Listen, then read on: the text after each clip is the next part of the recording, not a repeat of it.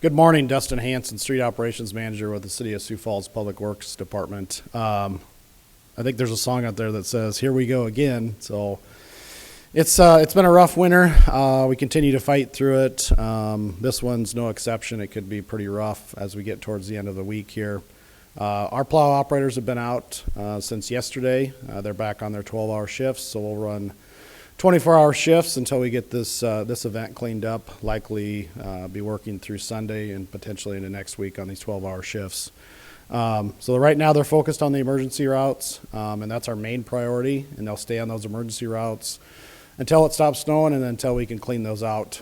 This could be a long duration. We're hoping we will call a snow alert today.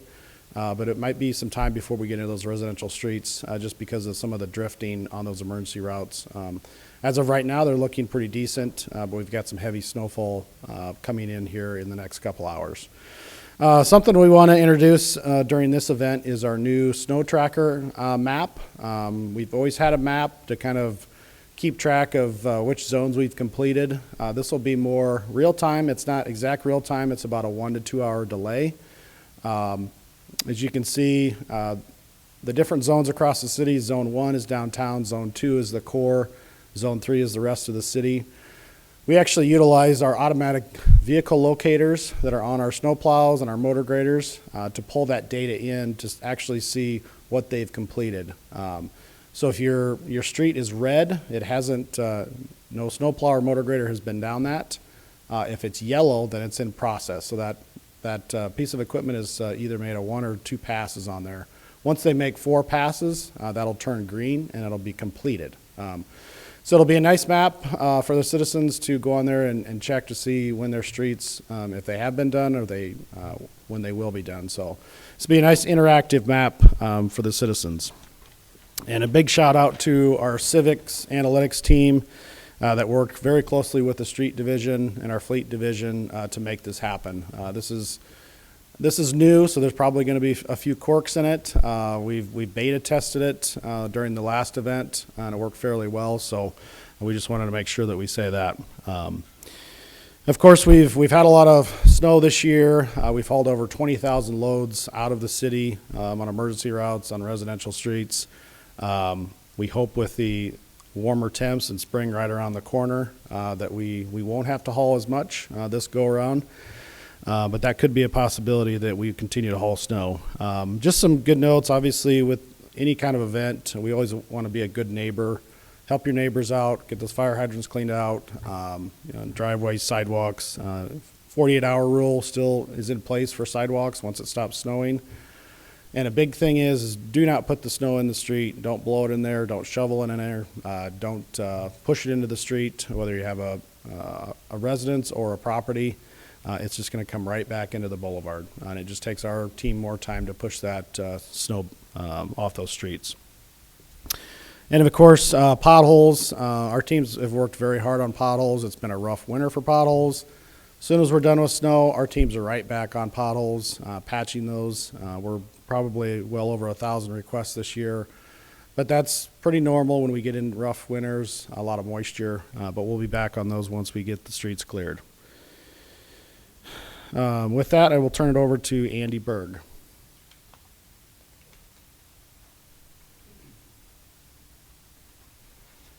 All right, Andy Berg, City Engineer, Public Works. As Dustin mentioned, those same crews that are doing the snow removal, the pothole patching, they also do the storm drains, clearing those storm drains. As we end February here and begin March, the temperature swings can be pretty significant, so we can see those melting events and even potential rain events starting up sooner than later. So clearing those storm drains is an important part of the snow removal process right now. Our crews have been clearing those drains in the low areas where we can see significant ponding if they're blocked up. So they will continue to do that as our snow removal operations start to pull back. The melting that does occur, those drains, they're difficult to find. Obviously, our civic analytics team not only has done the snow tracking map, they've also got a parcel finder map out on SiouxFalls.org that has the storm drain layer automatically turned on for folks. So when they go out there, there'll be a screen that pops up how to easily locate those. We hope folks will be able to use that, go out to that website. There's a blue circle with a little raindrop on it, and so folks can go out, type your address in, find those storm drains in front of your house or just in your neighborhood. You know, be a good neighbor, try and help folks out. The more of those that people can clear out themselves, the better it is when that first melt comes. Our crews obviously are continuing to clear those as we're able through the work orders that we receive, but if anybody can get out and clear those, especially the ones that have already been cleared, this new fresh snow, get that back out of there before it has a chance to harden up. So we greatly appreciate that. If you're unable to clear it because it's iced in, that type of thing, certainly report it through the One Sioux Falls app or on this same map. If you click one of those blue dots, there's a report here link there that'll bring you to another page. You can add any comments to that, and then you can confirm that detail, and that will submit a work order into our system as well. So if you're unable to do it with you and your neighbors, that's another option as well.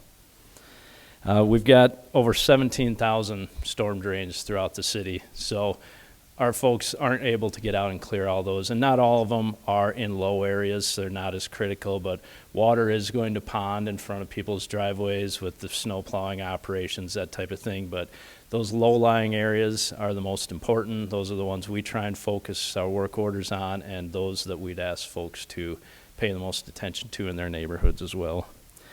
Let's see here.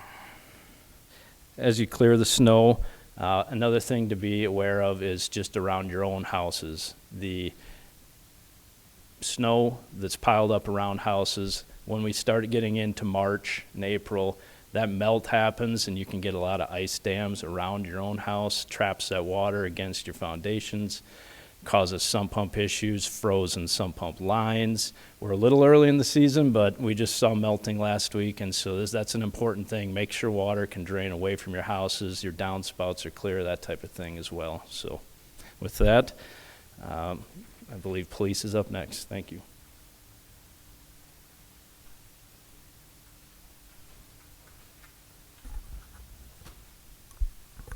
Good morning, Lieutenant Andrew Siebenborn, Siebenborn. Guessing they jinxed me when they put me up here because I'm going to talk a little bit about the roads, and being that I made it exactly probably about 11 feet to the end of my driveway before I got stuck with my squad car today, let me be the lesson about how drifting, particularly on the edges of town, can affect your route of travel. So I did appreciate and sold myself out online on our social media page, let everyone see me stuck, and I appreciate everyone telling me how cool my police car looks with the dark color, but it doesn't look that cool when it's stuck in a snowdrift. So, yeah, so don't be like me and get stuck in those drifts. And that really brings me to the point as far as with this storm, if you look outside the window, it doesn't necessarily look super bad in town, but I can tell you on the edges of town with the blowing and the drifting, it is pretty, visibility's down, drifting's bad, but we really aren't even into the bad part of the storm that's coming up, and we expect it to get a lot worse with higher winds and actual higher snowfall amounts. So I'd really encourage the motoring public, unless you legitimately have a need to be out traveling, to stay home and bunker there if you can. It's not worth the risk to yourself, and if you do get stuck, obviously someone has to come get you, and it's difficult times for responders to get around, and even for the tow truck drivers if you had to get towed out to be operating in these conditions. So really reevaluate, if it's a true need that you need to be out and about on with the next couple of days. As Dustin mentioned, there will be a snow alert that will be called at some point today, and with that snow alert, you need to pay particular attention to where you're parked at and what we're doing, because we, generally speaking, we usually focus on the emergency snow routes. The reason they're, identified as emergency snow routes is they've been deemed critical routes of travel. With those routes, once that snow alert's called, if you're parked on that route, you are subject to immediate ticketing and towing. I can assure you, like the police department, we don't take great joy in towing cars by by any means. We recognize there is a cost involved for people to get their car out. But the reason we do have to do that, particularly during these snow emergencies, is that way it allows critical pieces of equipment, first responders, to make sure that they're able to get to the places that they need to be should someone have an emergency.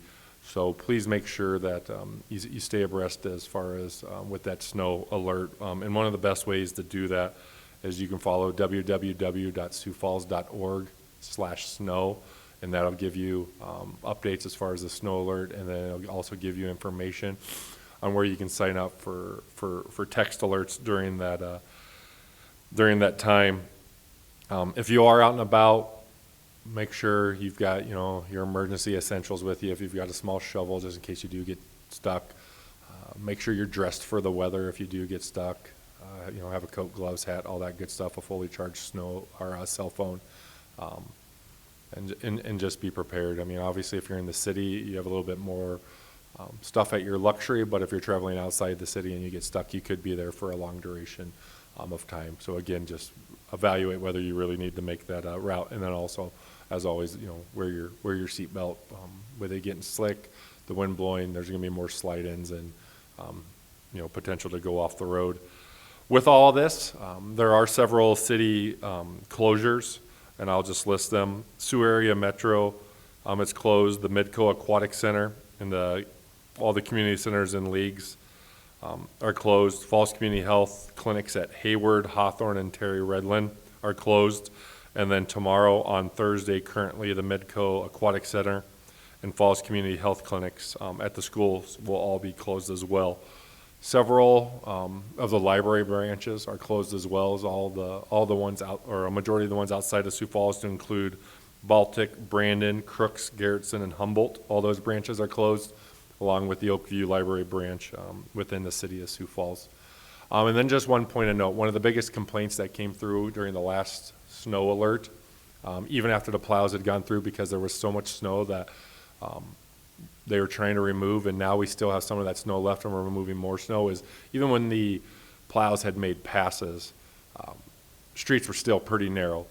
And then you'd get people who would park on both sides of the street, and when you would do that, it would essentially make the street impassable or nearly impassable. And we get complaints, and technically, because the route had been plowed, it wasn't necessarily where anyone was parked illegally or really anything we could do about it.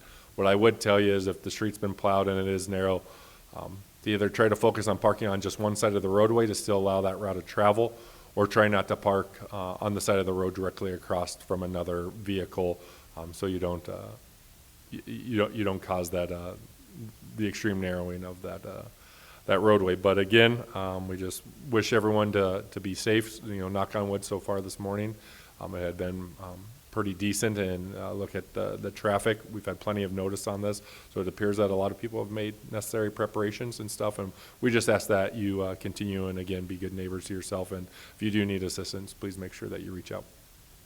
That's all I have. Yeah, any questions? Andrew, is there a fine for people snowboarding snow on the street? I can't speak, to be honest, off the top of my head, I do not know if there's specifically a fine. We generally speaking, we try to, oftentimes, some people might not know, use a little bit of an education component of it. As Dustin mentioned, though, it does really, make the street department have to work a lot harder. And like I said, we recognize there's a lot of snow out there, and sometimes we're running out of places to go. But try to find another spot rather than the street. And with the winds as high as they are, if you blow it in your yard, the wind's probably going to catch it and blow it into the neighbor's yard anyway for you. So I'll help you out a little bit there.